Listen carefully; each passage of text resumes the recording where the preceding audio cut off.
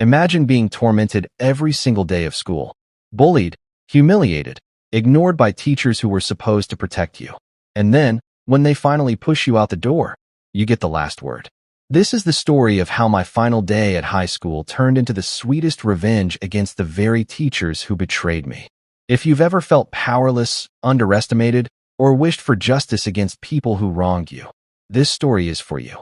Hit that like button, subscribe, and stick around, because the revenge I pulled off still gives me chills to this day. I grew up in Australia in the early 1980s, and by the time I reached high school, I already carried scars most kids never see. From my very first years in school, I was different. I was smart, too smart apparently. I was reading Dr. Seuss by myself before most kids could even spell their own names. I breezed through spelling bees, crushed reading assignments, even picked up German as a second language without breaking a sweat. But while my grades soared, my life plummeted. Because nothing paints a bigger target on your back than being different. My classmates bullied me relentlessly, shoves in the hallway, cruel laughter, whispers that followed me everywhere. And when I did what we're all told to do, when I reported it to the teachers, the bullying only got worse. It was like wearing a sign on my back, easy prey. By the time I reached year 7, I was already exhausted.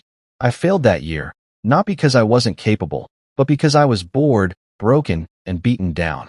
My parents transferred me to a new school, hoping for a fresh start. But the past has a way of following you. Old classmates recognized me. Their friends picked up where they left off. The cycle began again. One late November afternoon, just 3 weeks before the end of the school year, I made a choice. I skipped class. Not to have fun, not to rebel, but simply to escape. To avoid walking into a classroom with tear-stained eyes after being cornered and ganged up on during lunch. I returned to campus about 20 minutes before the final bell, hoping to quietly grab my bike from the shed before the bullies could slash my tires. Yes, that was a regular thing for me. But someone was waiting. Nick. That was what everyone called him, Nick. Not Mr. So-and-so, not Sir. Just Nick.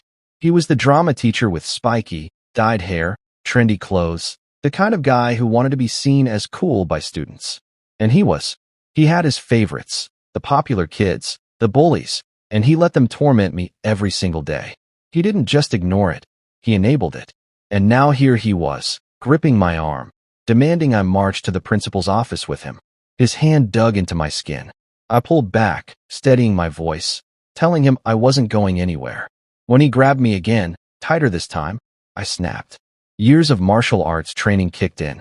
I twisted out of his grip, slammed the heel of my palm into his chest, and shoved him back.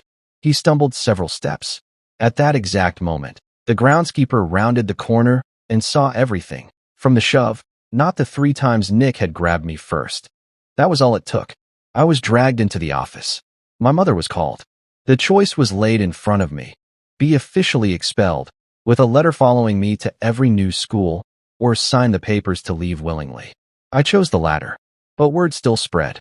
Interview after interview at other schools ended with rejection, until finally one principal agreed to take me, on the condition I would come to him if bullied again. But before starting fresh, I had unfinished business. I still had to return to my old school one last time to finalize my exit paperwork, and I wasn't going to walk away quietly. You see, over the years, I had observed things. I had noticed habits. I knew which teachers always parked in the same spots.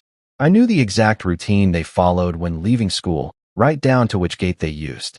And most importantly, I knew which ones had turned a blind eye to my suffering. The ones who smirked when I cried. The ones who laughed with the bullies. The ones who betrayed the very meaning of being a teacher. So I hatched my plan. My final day at my first high school when I got revenge on my teachers after signing my exit, expulsion, papers. It was glorious. Unfortunately, I am someone who was severely bullied by classmates from as early as primary school and had already been to 2 primary schools by the time I started high school. I was a very intelligent child who was reading Dr. Seuss books on my own before I started primary school. So thanks to my advanced skills in reading, spelling, grammar, and comprehension, I would easily win spelling bees, get through my reading assignments, and many other subjects, including German as a second language, quite easily. Though maths was, and still is, my weakness. This earned me a lot of bullying from my classmates, which I would often report to the teacher, but this would earn me even more intensive bullying. By high school, I was a board student, and this boredom led me to failing year 7 and needing to repeat the year. I had been enrolled into a school further away in the hope that I wouldn't have my primary school bullies in any of my classes. But unfortunately, there were a few classmates from my first primary school that remembered me or had friends from my first primary school. Late November, just 3 weeks before the end of the school year, I decided to skip class to avoid my bullies as I had taken to doing often because I didn't want to go into class with red puffy eyes after another bout of crying due to being ganged up on by my tormentors during lunch break. Coming back around 20 minutes before the end of the day bell to wait for the bike shed to be unlocked so I could get to my bike before I found the tires let down or slashed by my tormentors.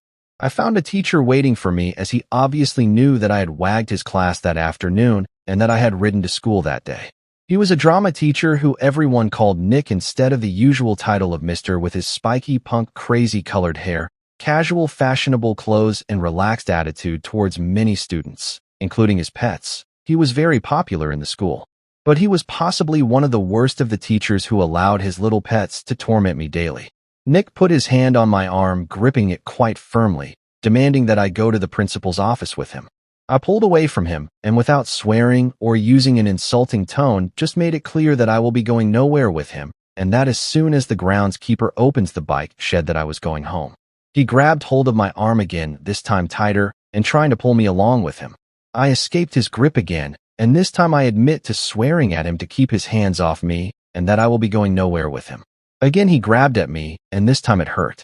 So having had done a few years of martial arts at the time, I defended myself by twisting out of his grip and using the heel of my hand against his chest very firmly, pushing him several steps away from me. The groundskeeper walked around the corner just at the moment I had pushed back at him. The groundskeeper was asked by Nick to go get the principal because I was refusing to go to the office with him. Of course the groundskeeper did so. In the office, my mother was called and had arrived. I was given the choice between out-and-out expulsion with a letter to be sent to my next school or to leave willingly. I chose to leave willingly, of course.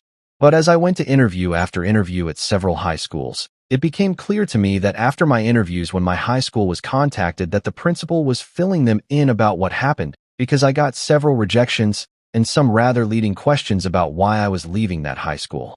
After that, I decided it was better just to come clean with my side of the story before they contacted the high school for more information on me.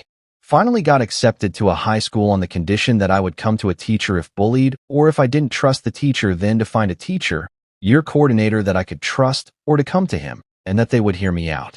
It was necessary to finalize paperwork to formally exit that school as a student. So because Mom was working that day, I rode my bike there after lunch to get that done and get my revenge. Being someone who was very observant over the years, and the good luck that the teachers' parking was right by the library, and I had always been able to see them leaving from where I would sit in the library after school, often to hide from my tormentors after hiding my bike in some bushes, so they would think that I had gone ahead of them. Well, these particular teachers of mine who always turned a blind eye to their little teachers' pets bullying me always parked in their preferred spots, would walk out today.